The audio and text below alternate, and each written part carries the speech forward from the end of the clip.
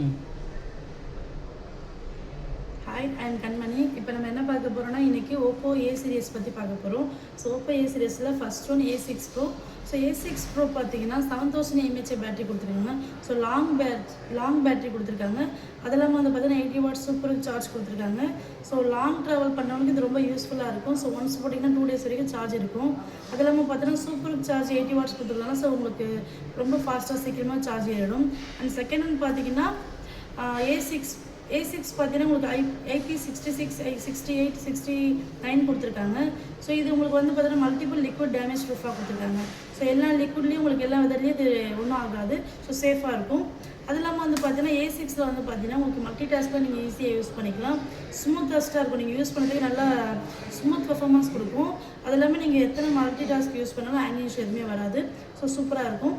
So உடனே போய்ட்டு nearby ஷோரூமில் A சீரிஸ் எல்லாமே பர்ச்சேஸ் பண்ணிங்க. தேங்க்யூ.